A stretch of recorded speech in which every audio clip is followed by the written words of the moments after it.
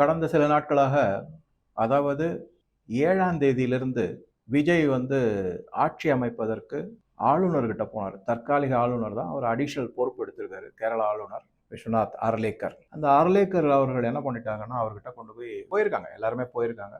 விஜய் கட்சியிலிருந்து பல முக்கிய தலைவர்கள் எல்லாம். செங்கோட்டையன் அனுபவம் மிக்கவர். அவரே போயிருக்காரு. மிக மிக அனுபவமிக்கவர். பலமுறை மந்திரியாக இருந்தவர். இவங்க போயிட்டு என்ன பண்ணிட்டாங்கன்னா, சரியான முறையில் ஆட்சி அமைப்பதற்கான கோரிக்கையை, அந்த விண்ணப்பத்தை ஆளுநர்கிட்ட கொடுக்கல. அதுக்குள்ள என்ன ஆயிடுச்சுனாக்க, பல செய்திகள் உங்க எல்லாருக்குமே தெரியும். விஜயால ஆட்சி அமைக்க முடியாத ஒரு நிலைமை வந்தாச்சு.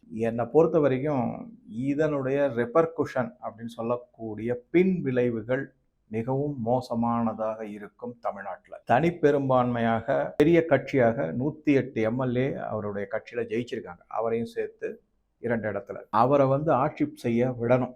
இது விடலை அப்படின்னா இது தமிழ்நாட்டுக்கு மிகப்பெரிய ஒரு, அதாவது சங்கடம்னு சொல்ல மாட்டேன், மிக மிக அவலமான ஒரு சூழ்நிலையை தமிழ்நாடு சந்திக்க வேண்டியிருக்கும். இது எதனால அப்படின்னு பார்த்தீங்கன்னாக்க, சொல்லனா துன்பங்களுக்கு மக்கள் ஆளாக்கப்படுவார்கள். இது எதனால அப்படின்னா, ஆரம்பத்திலேருந்தே நான் சொல்லிட்டு வரேன், இது ஒரு மாஸ் ஃப்ரெண்ட்ஸி கூட்டம்.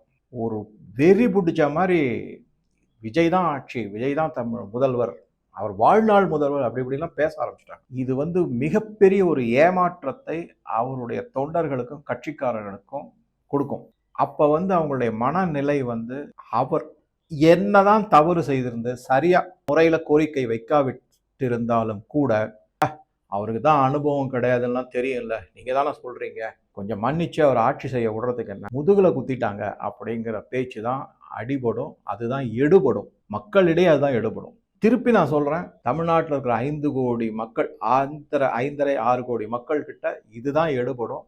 எல்லாருக்கிட்டையும் அவருக்கு ஒரு அனுதாப அலை மிக ஆழமாக வேரூன்றி வீசும். அந்த சுனாமியில தமிழகம் தப்பிக்கிறது அப்படிங்கிறது ரொம்ப ரொம்ப கஷ்டம்.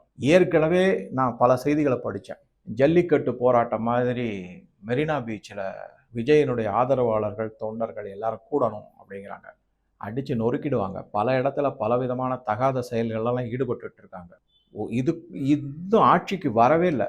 அதுக்குள்ளேயே அவங்க ஒவ்வொரு விஜய் தொண்டரும் அவருடைய ஆதரவாளர்களும் ஏதோ தாங்களே முதலமைச்சர் மாதிரி எல்லாம் நடந்துக்கிறாங்க. காவல்துறை கிட்டையும் சரி, மற்ற இடத்துலையும் சரி, கடை கண்டிலெல்லாம் போய் ஒரு கடையில் சமீபத்தில் பார்த்தேன், 68,000 ரூபாய் சிசிடிவியில் ரெக்கார்ட் ஆயிருக்கு. ஒரு தாவேகா நிர்வாகி பணத்தை தூக்கிட்டு ஓடுறாரு. அப்படி மிரட்டி பணம் வாங்குறாங்க. இதெல்லாம் தயவு செஞ்சு அவரை ஆட்சியில் அமர வச்சு அவரை ஆட்சி செய்ய விடுவது தான் நல்லது.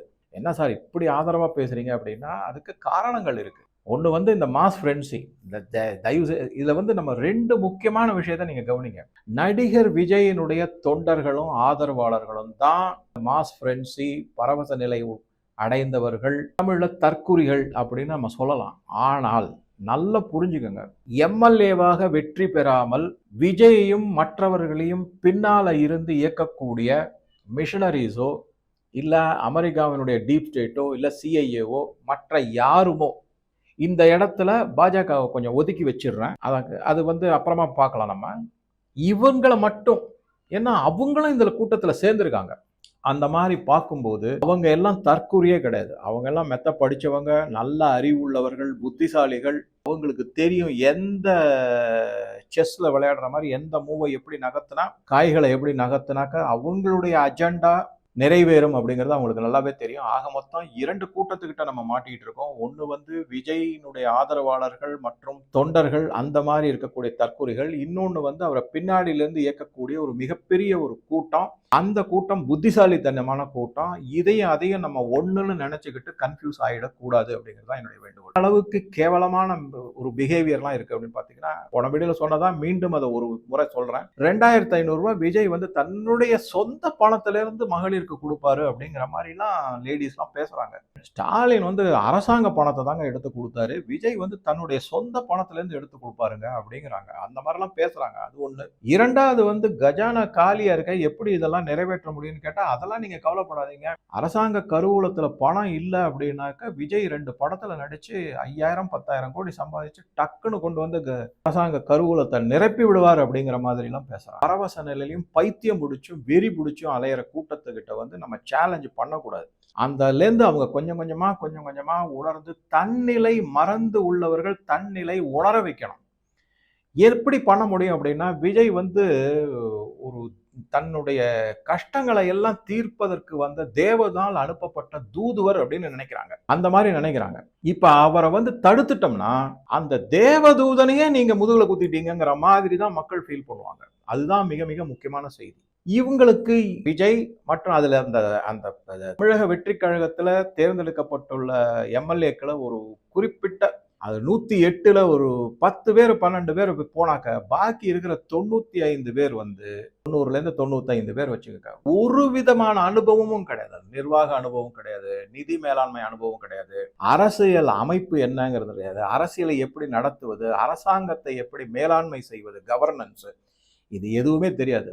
என்ன மாதிரி வரி விதிப்புகள்லாம் இருக்கு, எவ்வளவு வருமானம், எவ்வளவு செலவினங்கள், வட்டிக்கு எவ்வளவு போகுது, வளர்ச்சி திட்டங்களுக்கு எவ்வளவு போகுது, நலத்திட்டங்களுக்கு எவ்வளவு செலவழிக்கணும், இதெல்லாம் எதுவுமே அவங்களுக்கு தெரியாது. எப்படி செய்யணுங்கிறதும் தெரியாது. உடனே எல்லாரும் சொல்லுவாங்க, சார் ஐஏஎஸ் ஆஃபீஸர் இருக்காங்க, ஐபிஎஸ் ஆஃபீஸர் இருக்காங்க. நல்லா புரிஞ்சுங்க, மீண்டும் சொல்கிறேன், ஐஏஎஸ் ஆஃபீஸரும் ஐபிஎஸ் ஆஃபீஸரும் ஏற்கனவே ஆட்சியில் இருந்தவர்களால் அமைக்கப்பட்ட ஒரு எக்கோ சிஸ்டம். அவங்க அவ்வளவு சீக்கிரமா விஜய்க்கு எல்லாத்தையும் சொல்லி கொடுத்து அவருக்கு இந்த நாடு முன்னேறணும், விஜய் நல்ல பேர் வாங்கணும், நல்ல முதல்வர்னு வரணும்ன்றலாம் நினைக்க மாட்டாங்க. ஏன்னா அவங்கெல்லாம் ஏற்கனவே பல விதமான ஊழல்கள் செஞ்சு அந்த ரெக்கார்டெல்லாம் ஏடிஎம்கே கையிலையும் டிஎம்கே கையிலையும் இருக்கும். அந்த அரசு அதிகாரிகள்லாம் ஓரளவுக்கு அடக்கித்தான் வாசிப்பாங்க. ஒரேடியா ஒன்றும் விஜய்க்கு உதவி செய்ய மாட்டார்கள். இது நிதர்சனம். ஆக மொத்தம் விஜய் கட்சியில தேர்ந்தெடுக்கப்பட்டுள்ள எம்எல்ஏக்கள் பலருக்கும் எந்த விதமான அனுபவமும் கிடையாது, நிர்வாக திறமை கிடையாது, அரசை எப்படி செலுத்துவது என்பது தெரியாது, மக்களுடைய குறைகளை எப்படி தீர்ப்பது என்பது எந்த வித அனுமானமும் கிடையாது. ஆக மொத்தம் என்ன, விரைவில் ஒரு வருஷமோ 2 வருஷமோ அப்படியே அவங்களாவே இந்த பேக் ஆஃப் கார்டு கிரம்பிள்ஸ் அப்படின்னாங்களா, அந்த மாதிரி அப்படியே அவங்களே இடிஞ்சு விழற மாதிரி தான் ஒரு நிலைமை. ஏன்னா நிர்வாக திறமை இல்லாத போது அரசு அதிகாரிகள் அதுல வந்து ஒதுங்கி நிற்பாங்க, வேடிக்கை பார்த்து புன்முறுவலோட சிரிச்சுக்கிட்டு இருப்பாங்க. உடனே இன்ஃபர்மேஷன் எல்லாம் வந்து டிஎம்கேக்கும் ஏடிஎம்கேக்கும் போகும். அவங்க பலவிதமான முன்னெடுப்புகளை செஞ்சு இந்த அரசு ஆட்சியில ஒழுங்கா செய்யவும் விடமாட்டாங்க. இவங்களுக்கும் அதுக்காக அவங்களாலதான் வந்து, அதாவது டிஎம்கே ஏடிஎம்கேனால தான் வந்து தாவைக்கா கெட்டது அப்படின்னு கிடையாது. விஜய்க்கே திறமை கிடையாது, அவரை சுத்தி இருக்கிறவங்களுக்கும் தலைவர் கிடையாது, தேர்ந்தெடுக்கப்பட்ட எம்எல்ஏக்களுக்கும் ஒன்றும் பெருசா திறமை இருக்காது. அதனால என்ன ஆகும்னா அவங்களாவே தனக்குத்தானே ஒரு அழிவை உண்டாக்கி கொள்வார்கள். அதுக்கான காலத்தை நம்ம கொடுத்தான் ஆகணும்.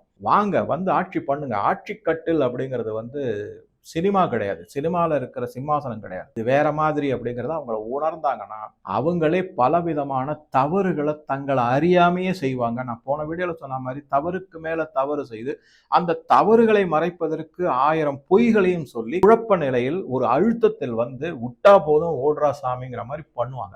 அந்த சமயம் தான் நம்ம எதிர்பார்க்கணுமே தவிர இவங்களை வந்து ஆட்சி அமருவதை தகுடுதத்தமாக தடுப்பது. உங்ககிட்ட நீ வந்து மெஜாரிட்டி இல்லை, அது இல்லை, இது இல்லை, டிஎம்கேயும் ஏடிஎம்கேயும் ஒன்னா சேருது, இல்லை வெளியில இருந்து ஆதரவு, இதெல்லாம் ஒத்தே வராது. தயவு செஞ்சு அவரை எப்படியாவது அவரை ஆட்சியில உட்கார வச்சுட்டு அவரை தன்னைத்தானே நிரூபிக்க விட்டோம்னா நல்லது. அப்படி இல்லாம தொங்கு சபை யாராலையும் ஆட்சி அடிக்க முடியல, மீண்டும் ஒரு எலெக்ஷன் அப்படின்னா செலவை விட்டுருங்க. அது என்ன இருந்தாலும் ஆயிட்டு போகுது, பரவாயில்ல, சமாளிச்சுக்கலாம். ஆனா இந்த வெறி பிடிச்ச கூட்டம் அடுத்த முறை 108 இல்ல 180, 8 தூக்கி 0க்கு முன்னாடி போட்டுருவாங்க. 108ங்கிறத 8 தூக்கி 0க்கு முன்னாடி போட்டு 180 இடத்தை கொடுத்து அடுத்த 10-15 வருஷத்துக்கு சொல்லனாத துன்பத்துக்கு தமிழகம் தள்ள. அதுல வந்து நான் சொன்ன மாதிரி இந்தியாவிற்கு எதிரான நடவடிக்கைகள், இந்துக்களுக்கு எதிரான நடவடிக்கைகள், இந்து கோவிலை அழிப்பது, இந்து நிலங்களை பிடுங்குவது, கோவில் நிலங்களை ஆக்கிரமிப்பது, கட்டுக்கடங்காத மத மாற்றம், பணத்தை கொள்ளையடிச்சு எல்லாம் எல்லா விதமான.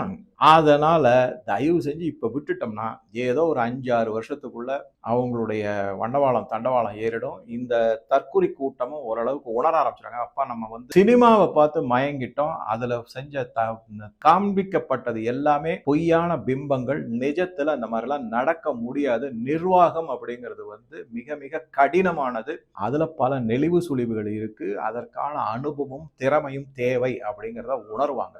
அது வரைக்கும் நம்ம பொறுத்துக்கிட்டு இருக்கிறது தான் தான் நல்லது. சரி, இல்ல அப்படின்னா ஏதோ நான் முன்னாடியே சொன்ன மாதிரி பாலும் தேனும் ஓடக்கூடிய ஒரு பொன் உலகத்தையே காண்பிக்க இருந்த, நமக்கு அழிக்க இருந்த தேவதூதனின் முதுகுல குத்தி விட்டார்கள் அப்படின்னு தான் செய்யப்படும். அப்படிதான் பரப்புரையும் செய்யப்படும். பல விதமான பரப்புரைகள் செய்வாங்க. சோசியல் மீடியாவா இருக்கட்டும், விஷுவல் மீடியாவா இருக்கட்டும், பிரிண்ட் மீடியாவா இருக்கட்டும், பல விதமான வீடியோக்கள் அது இது எல்லாம் உணர்ச்சி பூர்வமான வீடியோக்கள் பலதும் வரும். அதுல என்ன சொல்லுவாங்கன்னா, விஜய் வந்து முதுகில் குத்தப்பட்டார், அவருக்கு துரோகம் இழைக்கப்பட்டது, இதுக்கு பாஜக காரணம்னுவாங்க, ஒரு சிலரை டிஎம்கே காரணம்னுவாங்க, ஒரு சிலர் எடப்பாடியை காரணமா சொல்லுவாங்க, இன்னொரு சிலர் மோடியையும் அமித்ஷாவையும் திட்டுவாங்க, வேறு சிலர் கவர்னரையே திட்டுவாங்க. இந்த மாதிரி பலவிதமான பரப்புரைகள்லாம் செய்யப்பட்டு மக்களை குழப்பி அடிச்சு ஏதோ அவர், அதாவது ஒரு குழந்தை வாயில இருக்கிற சாக்லேட்டை பிடுங்கி நம்ம வாயில போட்டுக்கிட்ட மாதிரி ஒரு பிம்பத்தை கட்டமைச்சு அவருக்கு ஆதரவாக நிலைப்பாடை எடுப்பாங்க. ரொம்ப கஷ்டமான இது வரும், நிலைமை வரும். இதனாலதான் நான் திருப்பி திருப்பி சொல்றேன், இந்த மாதிரி ஒரு நிமிஷம் யோசிச்சு பாருங்க. இந்த மக்கள், தமிழ்நாட்டு மக்கள் கிட்ட பலவிதமான தொல்லைகளுக்கு ஆளாயிருக்காங்க அவங்க எல்லாருமே. அந்த தொல்லைகள் எல்லாமே பலவிதமான சங்கடங்கள், தொல்லைகள், அவர்கள் அனுபவித்து வரும் கஷ்டங்கள் எல்லாத்தையும் அப்பப்ப இதெல்லாம் தான் கஷ்டம், இதெல்லாம் இதுக்கு இந்த மாதிரிலாம் தீர்வு அப்படின்னு தான் கஷ்டங்கள் என்னென்னு லிஸ்ட் போட்டு எந்தெந்த கஷ்டத்துக்கு எந்தெந்த மாதிரியான தீர்வு அப்படின்னு பாஜக தலைவர் அண்ணாமலை எடுத்து பப்ளிக்கா ஓப்பனா சொல்லி நடைபயணத்தின் போது எண்மண் மக்கள் யாத்திரையில போதும் சொல்லியிருக்காரு. அவங்களுக்கு அது வேண்டாம். அந்த கஷ்டத்தையோ அதற்கான தீர்வையோ அதை எப்படி சமாளிக்கணுங்கிறதையோ, தீர்வை எப்படி கொண்டு வரணும், தன்னுடைய பங்கு அதுல எப்படி என்னங்கிறத பத்தி யோசிக்கிறதுக்கு கூட அவங்களுக்கு சோம்பேறித்தனமா இருக்கு. அவங்க என்ன நினைக்கிறாங்கன்னா, இந்த இலவசத்தை கொடுத்து கொடுத்து கொடுத்து யாராவது நம்மளை காப்பாற்ற மாட்டாங்களா, யாராவது நம்ம கஷ்டத்தை தன் கையில எடுத்துக்கிட்டு நமக்கு தீர்வு கொடுக்க மாட்டாங்களாங்கிற ஒரு சோம்பேறித்தனமான, ஒரு முட்டாள்தனமான மனநிலைக்கு தள்ளப்பட்டுள்ளார்கள். அப்படிப்பட்ட கூட்டத்துக்கிட்ட போய் நம்ம ஆர்கியூமெண்ட் எல்லாம் பண்ணிக்கிட்டு இருக்க முடியாது. ஆமாப்பா, இந்த உன் ஆளு 108 சீட்டா, எதையோ அடிச்சு பிடிச்சி ஒரு ஆட்சி அமைச்சுக்கோ, அப்புறம் பின்னாடி நீங்களே உணர்ந்து வாங்கங்கிற மாதிரி செய்யணும். இதை மற்ற அரசியல் கட்சிகள் எல்லாரும் பாஜகவை தவிர, ஏன் நான் பாஜகவை தவிர அப்படின்னு சொல்றேன்னா, பாஜக ஓப்பனா ஒரு அறிக்கை கொடுத்துருக்காங்க. எல்லாருமே விஜய்க்கு ஆதரவா நின்று அவர் ஆட்சி அமைத்து தமிழகத்துக்கு நல்லது செய்யணுங்கிற ஒரு முடிவை எடுத்து அதன் மூலமாக ஒரு நல்ல ஆதரவையும் அவருக்கும் அவருடைய கட்சிக்கும் கொடுக்கணுங்கிற அறிக்கையை விட்டுருக்காங்க பாஜக. அது சொல்லியிருக்காங்க. அதனால ஆனா மற்ற கட்சிகள் என்னன்னா, அவங்களுக்கு எல்லாருக்குமே பதவி சுகம் வேணும். இதுல நிறைய கட்சிகள் கவர்னர் மேல குறை சொல்றாங்க, கவர்னருடைய நடவடிக்கை எல்லாமே தவறு அப்படிங்கிற மாதிரி சொல்றாங்க. அதை நான் அடுத்த வீடியோல கவர்னருடைய நிலைப்பாடு என்ன, அரசியல் சட்டம் என்ன சொல்கிறது, கவர்னருடைய அதிகாரம் எந்த அளவுக்கு இருக்கு, முன்னால் நடந்த பல நிகழ்வுகளுடைய உதாரணங்களையும் வச்சு உங்களுக்கு கொஞ்சம் டீட்டெயிலா நான் சொல்றேன். அதுக்கு முன்னாடி எனக்கு என்ன தோணுச்சு அப்படின்னா, இப்ப காங்கிரஸ் கட்சி இதுல இருந்து வந்துருச்சு, இந்தி கூட்டணி தமிழ்நாடை பொறுத்த வரைக்கும் உடஞ்சிருச்சு, ஆல் இந்தியால காங்கிரஸுக்கு ஒரு இது வந்தாச்சு, அங்கேயும் இந்தி கூட்டணி உடஞ்சிருச்சுன்னு போன வீடியோல பார்த்தோம். காங்கிரஸ் கட்சியில இருக்கிற ஜோதிமணியிலிருந்து அதை தவிர கம்யூனிஸ்ட் கட்சிகள் எல்லாம் என்ன பதிவு போடுறாங்கன்னா, விஜயை ஆட்சி அமைப்பதற்கு அனுமதிக்க வேண்டும், கவர்னர் செய்வது மிக மிக தவறு அப்படிங்கிறாங்க. என்னுடைய ஒரே கேள்வி என்னன்னா, சரி கம்யூனிஸ்டும் சரி விசிகாவும் சரி இந்த மாதிரி பேசுறாங்க இல்லையா, இதெல்லாம் தவறு. இந்த கேட் வாசல், அதாவது நேரு உள் அரங்கம், உள் விளையாட்டு அரங்கம் இருக்கு இல்லையா, அந்த கேட்டு வாசல்ல பல பெண்கள் அப்படியே கதறி அழறாங்க,